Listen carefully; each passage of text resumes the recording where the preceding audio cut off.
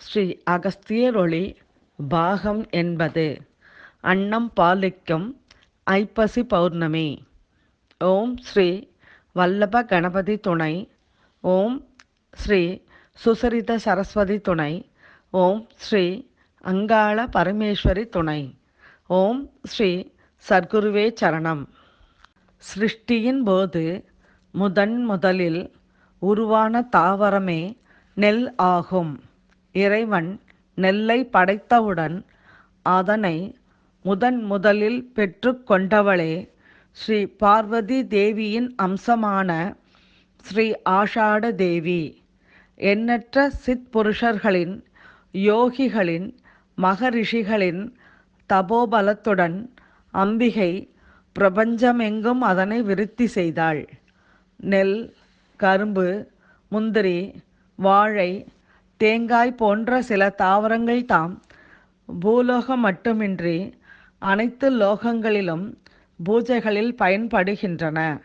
நெல் தாவரத்திற்குள் ஜீவசக்தியை சேர்த்து ஜீவன் உண்கின்ற நிலையில் அதனை அன்னமாக ஆக்குதற்கு அபீத அக்னி என்ற ஒரு வகை அக்னியை அதில் சேர்ப்பதற்காக அம்பிகை தன் திருக்கரங்களில் நெல் மணிகளை தாங்கி திரு அண்ணாமலையில் தவம் புரியலானாள்.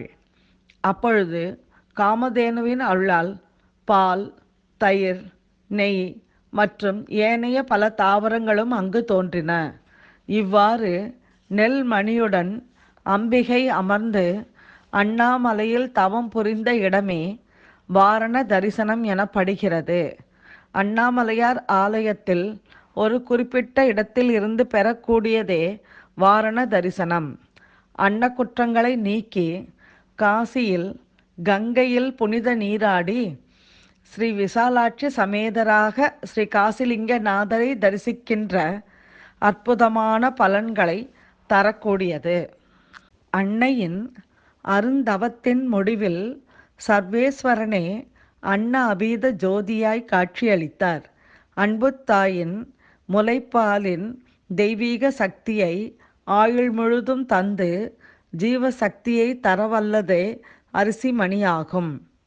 இதுவரை எவரும் உண்ணாத அரிசிமணிகளை அன்னமாக தம் திருமேனியில் அபிஷேகமாக ஏற்பதாகவும் அருளினார்.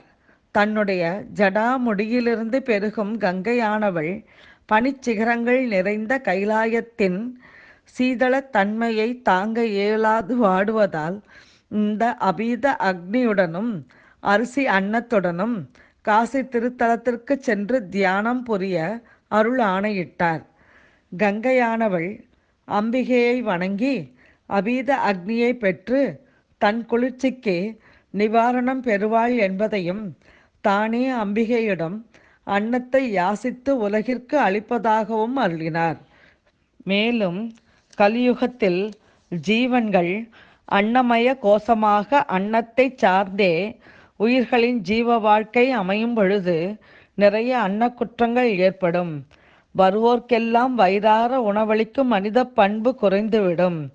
ஆதலின் அம்பிகையைப் போலவே சர்வேஸ்வரனை அன்னாபிஷேகம் செய்யும் முறையை அனைவருக்கும் அளிக்குமாறும் அம்பிகைக்கு அருள் ஆணையிட்டார். இவ்வாறு அன்னையின் அருளால் விண்ணளாவ அன்னம் பெருகி நின்ற திரு அண்ணாமலை, காசி, கங்கை கொண்ட சோழபுரம், திருப்பரங்குன்றம், திருவாரூர், திருச்சோற்றுத்துறை போன்ற தலங்களில் அபீத குஜாம்பாளும் மகரிஷிகளும் யோகியரும் சித் புருஷர்களும் அன்னத்தை மலை மலையாக அந்தந்த தலங்களில் மூல திருமேனிக்கு அபிஷேகம் செய்து ஆனந்தித்தனர். இதுவே அன்னாபிஷேகம் ஆகும். ஆஷாட தேவியாய் அன்னை தான் பெற்ற அரிசி மணியை ஸ்ரீ அகஸ்தியரிடமே தந்து அதன் விருத்திக்கு நல்வழி காட்டியமையால் ஐப்பசி அன்னாபிஷேக பௌர்ணமி அன்று சில குறித்த தலங்களில் ஸ்ரீ அகஸ்தியரே தம் திருக்கரங்களால் லிங்க திருமேனிக்கு சூட்சும சரீரத்தால் அன்னத்தால் அபிஷேகம் செய்கின்றார். எனவே ஐப்பசி பௌர்ணமி அன்று அவரவர் ஊரில் உள்ள சிவலிங்கத்திற்கு அன்னாபிஷேகம் செய்து அனைத்து வகையான அன்னங்களையும் படைத்து பிரசாதமாக ஏழைகட்கு அன்னத்தை அளித்திடுங்கள். இதனால் அன்னபூரணியின் பரிபூர்ண கடாட்சத்தை பெற்று வாழ்நாள் முழுவதும் உணவிற்கு தட்டுப்பாடு ஏற்படாதிருக்க இறை அருளால் வழி கிட்டும். ஐப்பசி மாத பௌர்ணமி அன்று திரு அண்ணாமலையை கிரிவலம் வந்து குறைந்தது ஒரு படி அரிசி மணிகளையோ அன்னத்தையோ அன்னதானமாக அளித்திடுக. அன்னமய ஐப்பசி பௌர்ணமியில் திரு அண்ணாமலையை கிரிவலம் வருவதால் குழந்தைகளுக்கு அன்னத்வேஷம் போன்ற தோஷங்கள் தீர்ந்து குழந்தைகள் நன்கு உணவு உண்ணவும், குழந்தைகள் அடிக்கடி நோய்வாய்ப்படுதல், வயிற்றுக்கட்டிகள் போன்றவை நிவர்த்தியாகவும் இறை அருளால் வழி கிட்டும். பணக்காரர்களாயிருந்தும் ஒரு வாய் கூட உணவு உண்ண இயலாத நோய்கள் பல சேர்ந்து உணவு கட்டுப்பாடுகள் மிகுந்திருக்கும். இவர்கள் ஐப்பசி பௌர்ணமியில் அன்னதானம் செய்து திரு அண்ணாமலையை கிரிவலம் வர அபீத அக்னி சக்தியின் மகிமையால் நன்கு உணவேற்கும் வண்ணம் உடல்நிலை சீரடைய இறை அருளால் வழி கெட்டும்.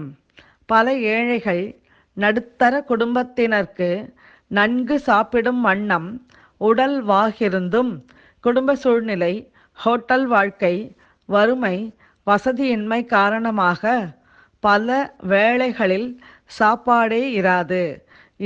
ஐப்பசி அன்னாபிஷேக பௌர்ணமி அன்று இத்தகையோர் திரு அண்ணாமலையை கிரிவலம் வந்திடில் இறை அருளால் மன திருப்தியுடன் வாழ்வதற்கான நல்வழிகள் பிறக்கும்.